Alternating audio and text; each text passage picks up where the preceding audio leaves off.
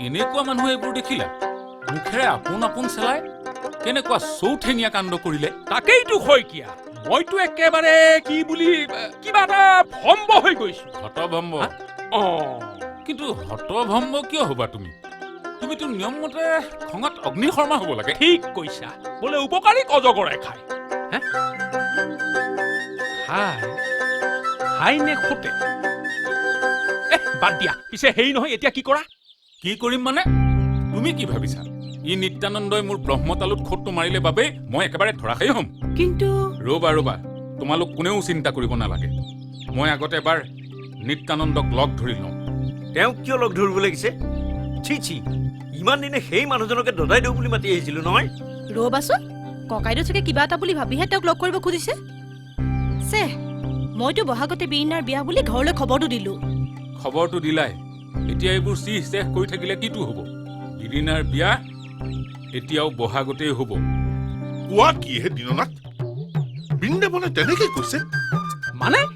ল'ৰাৰ বাপেকে মোক নিজে কৈছে তুমি যে বিয়া ভঙাৰ নিচিনা কাম এটা কৰিবা সেয়াটো আমাৰ কিবা এটাৰো অগোচৰ আছিল হে সপোনৰ অগোচৰ এতিয়াও তেনেকে ভাবাচোন মই বাৰু বিয়া কিয় ভাঙিবলৈ যাম হে মই মাত্ৰ কৈছিলো যে আমাৰ বিৰিণা তেখেতৰ ল'ৰাটোৰ লগত নিমিলিব নিমিলিব কিয় নিমিলিব হে মোৰ ছোৱালী বিয়ে পাছ কাম বন নাচ গান কিহত পিছপৰা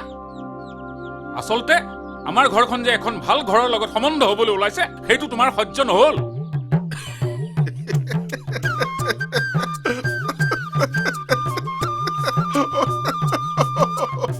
ৰলা যে আৰু একো নোকোৱা নেকি নোকোৱাই ভাল মিছাতে নিজৰ অন্তৰত জ্বলি থকা জুইতে আৰু কিবা এটা কিয় ঢালিব লাগে ঠিক কৈছা জ্বলা জুইত কেতিয়াও ঘি ঢালিব নালাগে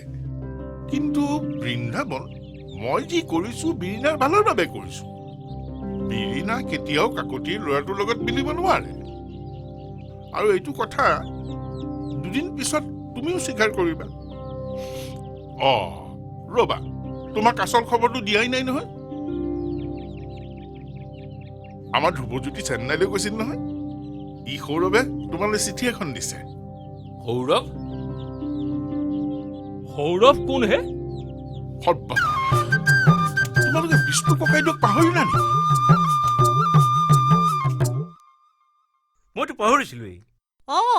মোকোতো কোনেও তেখেতৰ কথা কোৱা নাই আজি 40-42 বছৰে যিজন মানুহৰ লগত কোনো সম্পৰ্ক নাই তেওঁৰ কথা কৈনো কি হ'ব ৰবাচোন হে এতিয়া সম্পৰ্ক নাই শুনা নাই দেখা নাই এই চব কৈ কি লাভ এই চিঠিখনত চবতকে ভয় লগা কথাটো তোমালোকে ধৰিবকে পৰা নাই ভয় লগা কথা এইবোৰতো কি কৈছ সৌৰভে লিখিছে লগতে এইবাৰ ঘৰটোৰো এটা ব্যৱস্থা কৰিব লাগিব ঘৰটোৰ ব্যৱস্থা কৰিব কিয় আমাৰ ঘৰটোৰ ওপৰত কিবা ৰবাহে আচলতে এই ঘৰটো যে আমাৰ নহয় সেই কথাটো ময়ো পাহৰি আছিলো বিচিত্ৰ ককাইদেউ আমাৰ সতীয়া ককাই এয়াৰফৰ্চৰ অফিচত চাকৰি কৰাৰ পিছত ককাইদেউৱে নিজৰ সুবিধা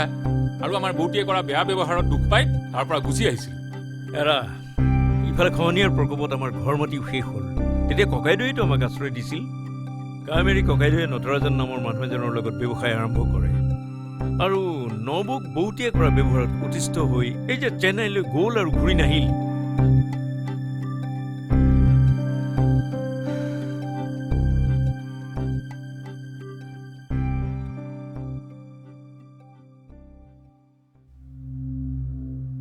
ইমান দিনেতো তোমালোকে তেখেতৰ খবৰ এটা ল'ব পাৰিলাহেঁতেন কোনখন মুখেৰে ল'বাহে আমিতো বৌতীৰ লগতে উজান দি ককাইদেউক ঘৰ বাৰী এৰিবলৈ বাধ্য কৰিছিলো 5 বছৰমান আগতে ককাইদেউ ঢুকুৱাৰ খবৰটো পাওঁতেই যদি গলোহেঁতেন ল'ৰাটোৰ পৰা স্বভাৱ চৰিত্ৰ কেনে আমিতো তাক দেখাও নাই হঠাতে যদি ঘৰ মাতি বেচো বুলি কৈ দিয়ে বেচো বুলি ক'লে হ'বনে ইমান দিনে আমিহে এইবোৰ ৰখি আছিলো তোমালোকে ৰখি আছা তাৰ মানে আমি ঘৰখনত এনেই আছো নেকি এতিয়া আমাৰ ছোৱালীজনীৰ বিয়াৰ সময়ত যদি এইবোৰ কথা ফাঁচ হৈ যায় যে আমি থকা ঘৰটো আমাৰ নিজৰ নহয় তেতিয়াহ'লেতো